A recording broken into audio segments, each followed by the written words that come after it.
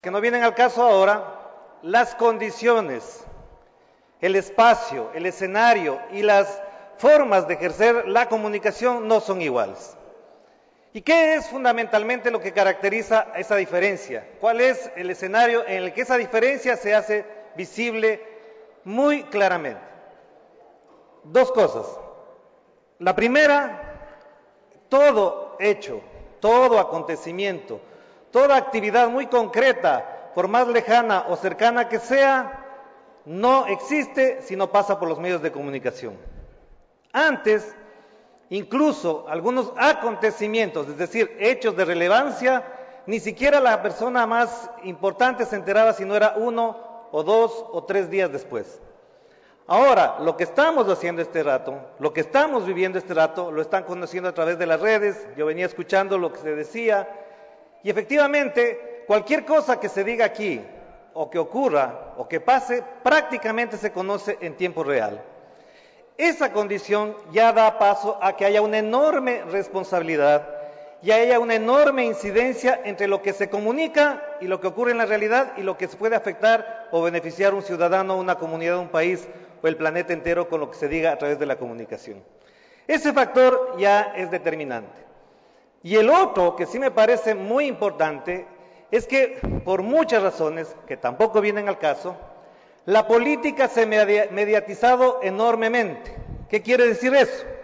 Que quienes la ejercen, que quienes la piensan, que quienes incluso la evocan como un mandato, como un ejercicio pleno y democrático, sin los medios no existen. Sin los medios prácticamente estarían desconectados, desconocidos o nadie los conocería.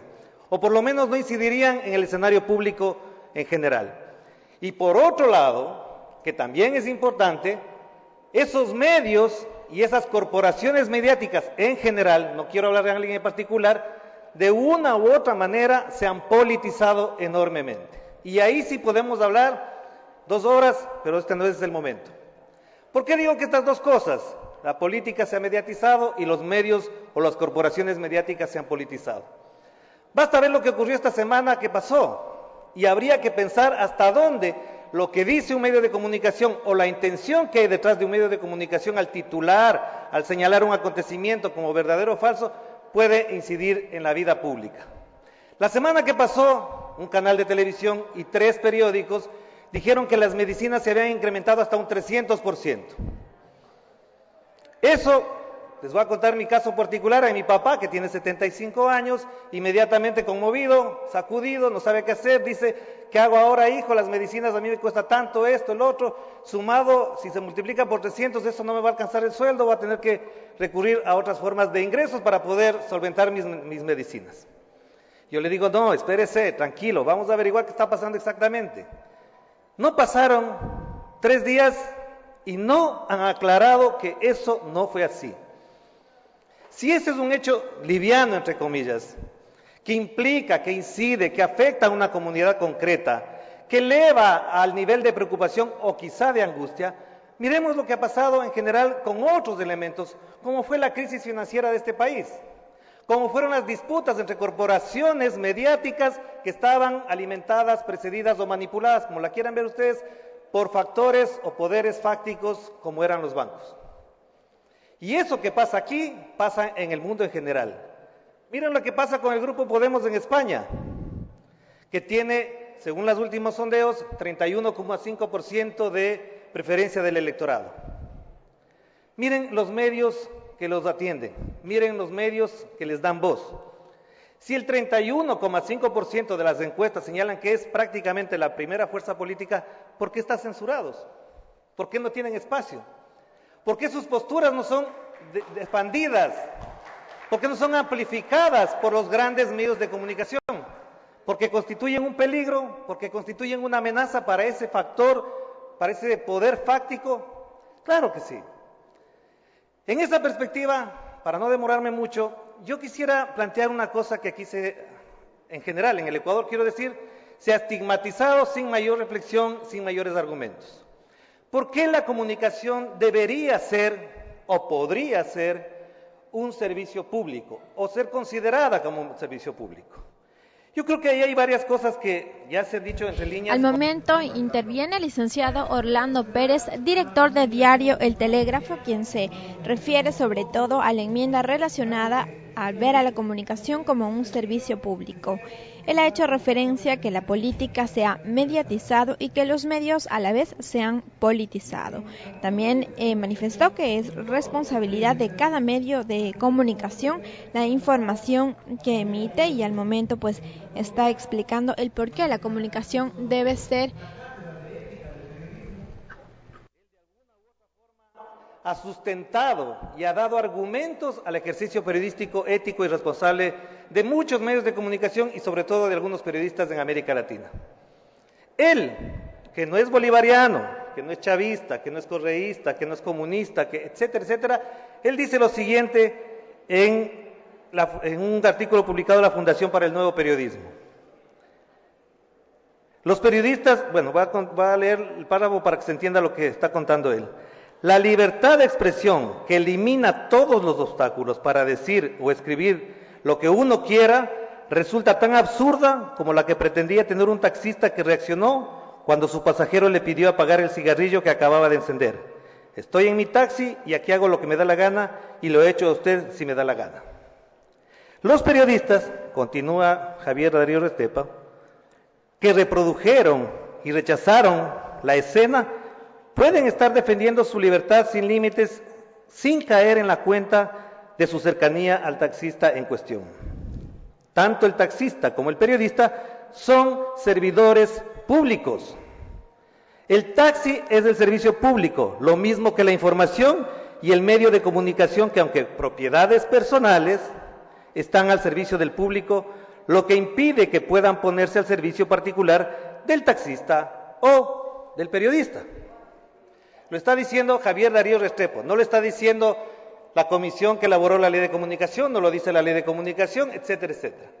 Es decir, hemos llegado a un punto y a un momento donde incluso personas como Javier Darío Restrepo, que tienen una postura, una formación, como la quieran ver, de carácter liberal, es decir, que defiende el libre mercado, que defiende la propiedad privada, que defiende incluso que el Estado tenga unas restricciones y que la sociedad tenga unas expansiones, está planteando que el periodista y la comunicación tengan unos límites, pero sobre todo sean considerados como un servicio público. En esa perspectiva, y con esto cierro, a mí me parece que la propuesta que ha hecho la Alianza País desde la Asamblea y el debate abierto nos colocan en la siguiente dimensión. Primero, hacer lo que estamos haciendo ahora, discutir, reflexionar, pero a partir de unos argumentos que no vayan más allá de esos postulados absolutistas, de esa exégesis que se hace de determinados temas, como que aquí está la Biblia y de aquí no podemos pasar. Las sociedades y la comunicación en medio de esas sociedades cambiantes ha tenido un ritmo vertiginoso, unos cambios acelerados, que afectan casi que instantáneamente la vida cotidiana de la gente. No podemos seguir pensando que cualquier comunicador diga lo que le diga, haga lo que le dé la gana y de eso todos nos hagamos los locos y no tengamos ninguna responsabilidad. Si nosotros consideramos, y yo creo que en esa perspectiva, además, como lo señalaba Diego aquí, las actas de la Asamblea Constituyente lo señalaban, habían asambleístas y habían asesores y habían gente que llegaba y que pedía la estatización completa de la comunicación, ¿o no? Así es. Había personas que decían, no, lo que hay que estatizar los medios de comunicación completos. Y quienes opusieron a aquello no fueron necesariamente, ni principalmente, aquellos que ahora dicen que no se puede señalar la comunicación como servicio público. Al contrario, hubo asambleístas de izquierda, Pachacuti, etcétera, y algunos periodistas que dijimos, no, no puede ser eso, pero sí hay que establecer unas condiciones reales en el marco de las circunstancias que vivimos. El Ecuador no es el mismo tampoco en términos de medios de comunicación. Tampoco es que nosotros estamos ahora con una sola voz, como se dice por ahí, y que nadie habla, todo el mundo tiene mordaza en la boca. Eso es falso. Este escenario es la prueba de que la libertad de expresión sirve para dos cosas fundamentales.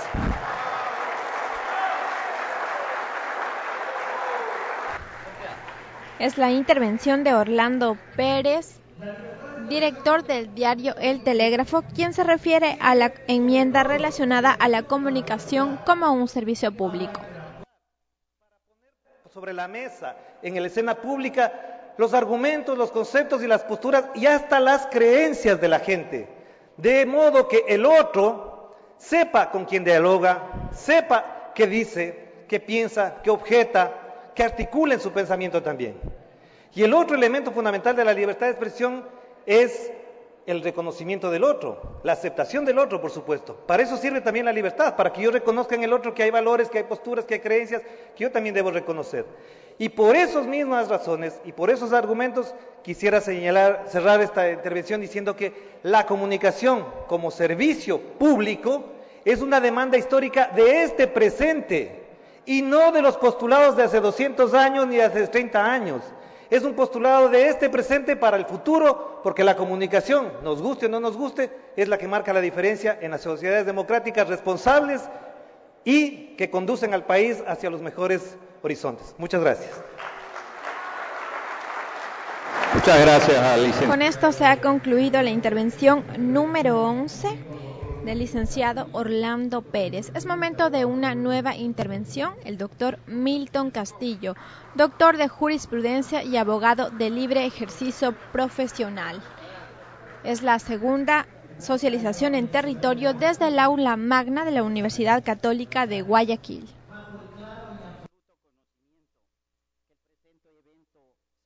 En un contexto político y no jurídico, y que lo que diga podrá tener tanto valor para los señores asambleístas de mayoría como un brindis al sol, tengo a bien exponer con convicción personal y de mi conciencia lo siguiente. Privilegiaré en esta breve ponencia lo sociológico y jurídico por sobre lo político, pues hacer lo contrario desnaturalizaría los acuerdos básicos en los que se asienta esta sociedad, basados en la Constitución de Montecristi. En varios países que se dicen democráticos, lamentablemente el cálculo político ha llegado hasta las Cortes Constitucionales, en donde por mayoría de votos se mantuvo vivo a un presidente. En el Ecuador, por ejemplo, se sostiene por parte de la Corte Constitucional que la reelección indefinida es un derecho mío. Los representantes elegidos en las urnas y que ahora tienen el poder han sostenido estos argumentos a través de las Cortes Constitucionales y donde el denominador común ha sido la permanencia de ellos en el poder permanentemente. La sucesión democrática ha sido lo que más les ha preocupado. Los representantes tienen la obligación esencial de someterse a la Constitución y a la ley, pues aquella y esta representan los pactos sociales que permiten vivir en una sociedad democrática y civilizada. El carisma de los líderes elegidos en democracia no está jamás por sobre la Constitución. Bolívar decía: prefiero que me llamen ciudadano a que me llamen libertador, porque aquella calidad proviene de la ley y esta de las armas. Esta frase es inmejorable para recordar la diferencia que existe entre el poder constituyente y el poder constituido. Las armas fueron las urnas en su momento, que lograron la implementación de una asamblea constituyente, luego de la cual toda la nueva arquitectura social y pactos sociales de la ecuatorianidad se crearon o se consolidaron. El poder constituyente construye y positiviza los acuerdos esenciales. El poder constituido los lleva a cabo, los ejecuta. Varios de los asambleístas aquí presentes, poder constituido, fueron asambleístas constituyentes y crearon los pactos de la Constitución del 2008, en donde, mire usted, no consta la reelección indefinida. Cuando los actuales asambleístas de mayoría fueron a la Corte Constitucional a hacer la propuesta de las enmiendas que hoy se discute, dijeron, entre otros justificativos, que lo hacían, cito textual, foja 11 del expediente, párrafo penúltimo, convencidos de que las enmiendas que se plantean permitirán continuar el camino trazado por los constituyentes y asegurar aún más los derechos y garantías establecidos en la Constitución, presentamos estas enmiendas. Lamentablemente, los derechos y garantías que garantizaron con la reelección indefinida, por ejemplo, fueron las de ustedes mismos y las del Poder Ejecutivo, no de los ciudadanos. La reelección indefinida, por ejemplo, en la Constitución del 2008, que casualmente está contemplada en la Constitución de Sangolquí del 98. La Constitución del 2008 y la reelección indefinida, no fue un acuerdo pactado por la sociedad en su conjunto, y no obstante la Corte Constitucional, que más tarde o más temprano tendrá que rendir cuentas, dijo que la posibilidad de reelegir indefinidamente es un derecho ciudadano, un nuevo rol, dijo. En derecho público, si la norma calla, la norma niega. No hay protección a los derechos políticos de los ciudadanos con la reelección indefinida. Pues cuando alguien quisiera legítimamente candidatizarse, no está en capacidad de enfrentar todo el aparataje ya instalado por quien ya está en el cargo. Yo mismo puedo testimoniar al correr para la alcaldía de Quito por Pachacuti en estas últimas elecciones, que los recursos económicos para enfrentar a los punteros tuvieron una diferencia de 200-1. La igualdad es principio esencial de los derechos políticos y se la atropella cuando el recién llegado enfrenta a quien ha venido ejerciendo y el poder. El poder electoral debe garantizar un tratamiento igualitario para elegir y ser elegido. Y a pesar de que el poder electoral es independiente, por lo menos en teoría, nunca se le pidió a esta medular función del Estado pronunciarse sobre la reelección indefinida. La Corte Constitucional, al momento de analizar su resolución sobre las enmiendas, bien pudo haber solicitado al CNE que dé su criterio jurídico respecto del principio de igualdad que representa la reelección indefinida, y no lo hizo. Al contrario, mire usted por dónde. Irónicamente, estos días hemos asistido al sofista argumento emanado del CNE a Compromiso Ecuador, que solicita consulta popular y le exigen que vaya primero a la Corte Constitucional a que le califiquen la pregunta. Prescinde el CNE de criterios ya emitidos por jueces constitucionales, que sostienen que es correcto acudir directamente al CNE para solicitar los formularios para la consulta. Lo dijo un juez de la Corte Constitucional cuyo hermano es asambleísta, de mayoría. Parecería que se pretende beneficiar a unos pocos con la reelección indefinida. Ahí puedo entender lo dicho por el presidente de la Asociación de Municipalidades. Si él quiere permanecer en el poder, esto le beneficia, evidentemente lo sostiene. Se quiere consolidar caudillismos con la reelección indefinida. Todos tenemos derecho, y muchos la obligación, de participar en política. En democracia, desde la época de Aristóteles, se rechazaba la figura de un ser excelso, de condiciones especiales y superdotado de inteligencia para regir la república. Cito en comillas a Aristóteles: bañándolo en óleo, perfumándolo, pero explicándolo que entre nosotros no cabe un ser tan especial, le acompañaríamos a la frontera. Y es que la consolidación de caudillos locales y nacionales impide que ese principio de respeto al poder constituyente por parte del constituido se cumpla. El líder de la mayoría es el que termina decidiendo por los demás, y la mayoría impone la voluntad de uno sobre todos. La señora presidenta de la Asamblea, así como el asambleísta Fabián Solano, proponente primero de las reformas y de las enmiendas, han dicho públicamente como justificativo para buscar la reelección indefinida y refiriéndose al señor presidente de la República, que a los líderes su tiempo ya no les pertenece, estoy citando textual, le pertenece a su pueblo. Por mayoría y por mandato popular, Rafael pertenece al pueblo, han dicho ellos. Curiosamente, en estas declaraciones recogidas por la agencia Andes, el asambleísta Fabián Solano dijo que le iban a consultar al pueblo sobre la reelección indefinida. Gracias. En Montecristi se trabajó en la destrucción del paradigma de la democracia representativa, a favor de la democracia participativa. La democracia representativa era aquella ejercida por la llamada partidocracia.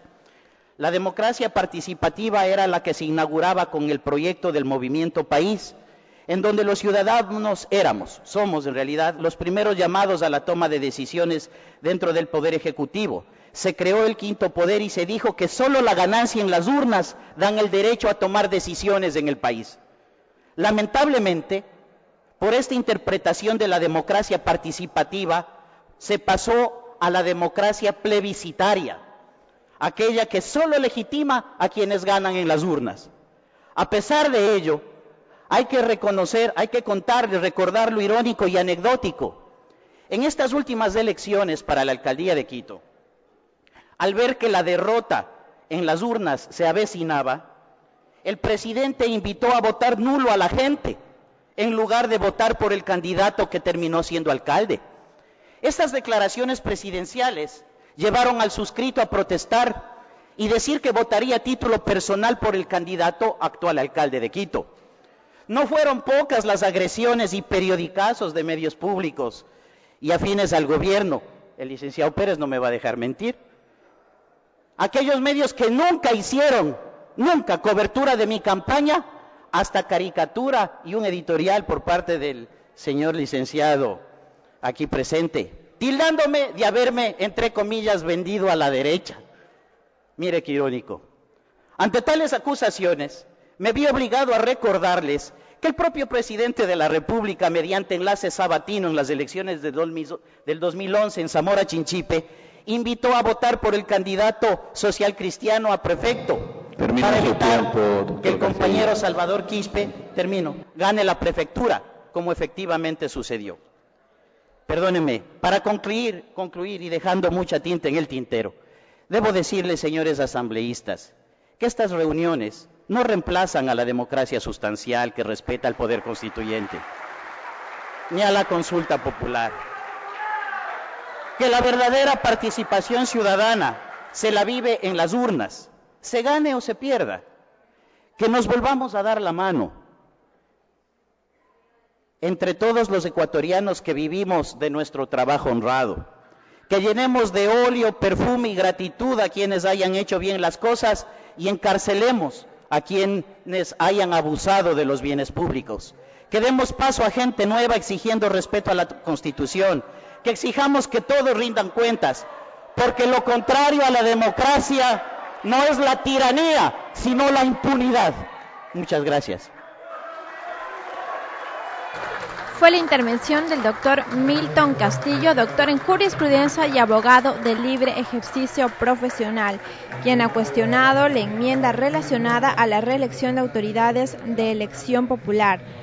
Él indicó que la elección de las autoridades de elección popular ya está establecida en la Constitución al justamente priorizar que una autoridad no puede ser reelegida de más de 2 periodos consecutivos. Recordemos que el primer debate del proyecto de enmiendas a la Constitución se llevó a cabo durante 3 jornadas y el 2 de diciembre la presidenta de la Asamblea Nacional concluyó la sesión número 302 del Pleno de la Asamblea. Durante la discusión, el dictamen de la Corte Constitucional, la reelección de autoridades de elección popular, el nuevo rol de las Fuerzas Armadas y la comunicación como servicio público fueron los temas más relevantes durante el primer debate. Es momento de una nueva intervención. Se trata del arquitecto Luis Gómez. Él es representante de la Confederación Nacional de Organizaciones Barriales.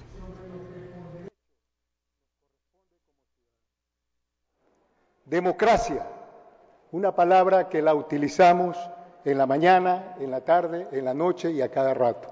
¿Qué significa democracia? El poder del pueblo, compañeros, la democracia, demos, pueblo, gracia, poder, el poder del pueblo. ¿Pero en qué se ha constituido esto? En que somos partes de nombrados, pero no participamos en lo efectivo. Y cuando nos pronunciamos, simple y llanamente nos dicen, esos son los guacharnacos. Esa gente no tiene ni siquiera capacidad ni para decir ni para hablar. ¿Por qué? Porque solamente los podemos meter en un pequeño bolso y los llevamos a andar en cada lugar. Los ponemos en una manifestación, en una convención y todo. Y mientras tanto, este pueblo sigue desesperado, compañeros. Sí, fuimos consultados el 2008 y aprobamos la Constitución de la República, con un anhelo, porque inclusive hubo un triunfo de los barrios. El artículo 248 consagra y reconoce al barrio como una unidad básica de participación. Sin embargo, los grupos de poder obstaculizan e impiden que los barrios se organicen y que la ciudadanía intervenga para decidir. Así es como hemos venido viendo y haciendo política. Hoy estamos viendo el escenario de preguntas, de consultas, y estamos atravesados por diferentes opiniones. Compañeros, compañeras, este país invocado como lo que se lo ha venido manifestando, de que estamos en una nueva fase, necesita realmente ser democrático. Necesita que el pueblo vea, luche, trabaje, resuelva desde abajo, compañeros. Que no se le obstaculice, que no se le niegue prácticamente esa representación que tiene, y que lo dice el artículo 1 de la Constitución, el soberano, soberano. Hoy agradecemos esta invitación hecha por la Comisión, como organizaciones sociales y de movimientos sociales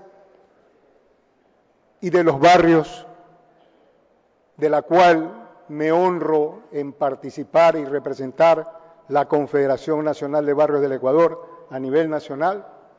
Hemos entregado ante la Comisión el documento y opinión sobre las enmiendas o sobre las reformas. Aquí hay una opinión de los sectores poblacionales, de las organizaciones sociales. Aparte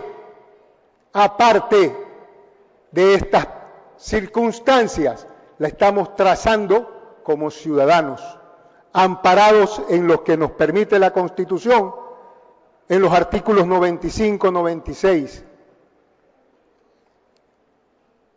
Queremos y anhelamos, compañeros, de que realmente cambie lo que hoy ocurre en más del 60% de la población.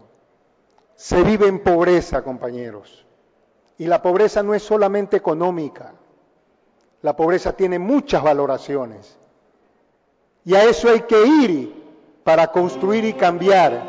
Sí, estamos frente a un nuevo modelo de la educación superior, una nueva matriz del conocimiento, pero también va a seguir teniendo sello de clase, y eso nos duele, porque los de abajo no estamos dentro de esos nuevos espacios.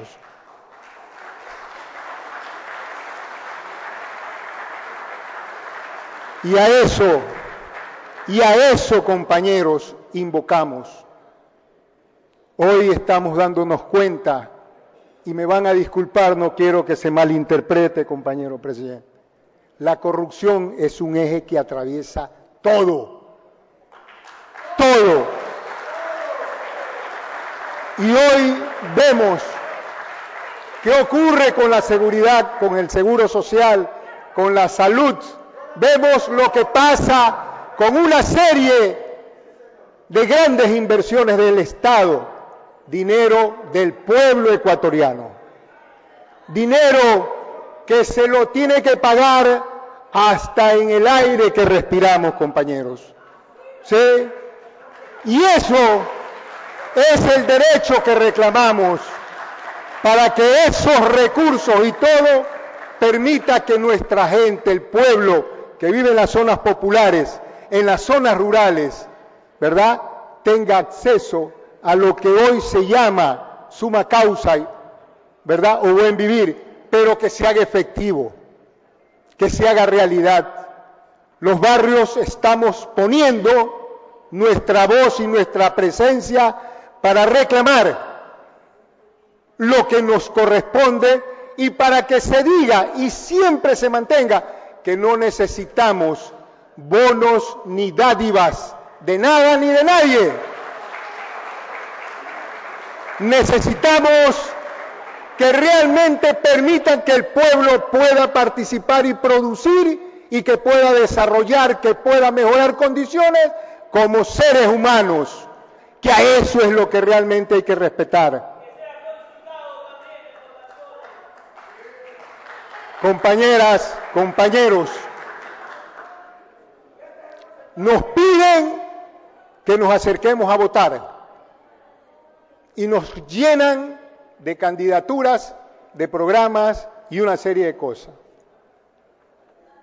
Pues cuando tengamos que realmente decidir y que tengamos la necesidad de que entiendan de que no podemos seguir siendo considerados los objetos de lo que es la parte de la estructura política manejada, pedimos que todo lo que tiene que ver con respecto a la afectación y a lo que tiene que ver con la vida de la gente, tiene que ser consultada porque está consagrada en la Constitución. Y además de eso, compañeros, y además de eso, la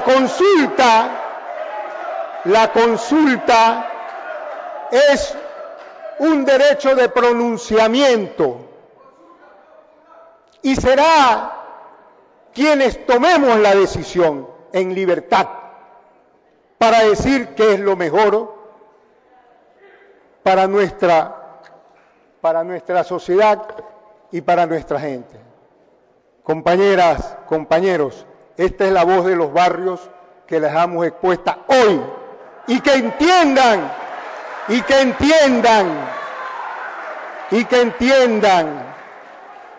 que la política no es un instrumento para lucrarse y para aprovechar, sino para realmente servir y darle a la gente las mejores formas que puedan vivir con dignidad.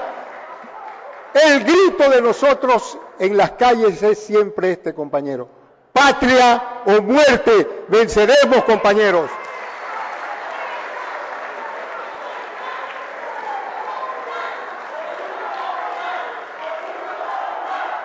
Fue la intervención del arquitecto Luis Gómez, representante de la Confederación Nacional de Organizaciones Barriales. Él se ha referido sobre todo al tema relacionado con la consulta popular y ha manifestado que este es un derecho ciudadano consagrado y constituido en la Constitución de la República. Se anuncia una última intervención. Se trata de la psicóloga Jenny Pinto, representante del Observatorio Ciudadano Opta Justicia. Ella también es subcoordinadora Defensoría Pública Comunitaria del Guayas. Vamos a escuchar la intervención. El presidente de la mesa legislativa ya ha hecho el llamado Se trata efectivamente de la última intervención. La psicóloga Jenny Pinto del Observatorio Ciudadano Opta Justicia y subcoordinadora de Defensorías Comunitarias del Guayas.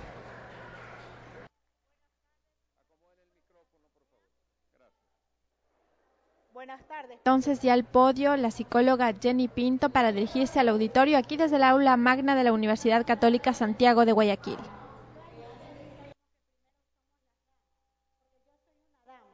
Aunque represente a los barrios populares, sigo siendo una dama.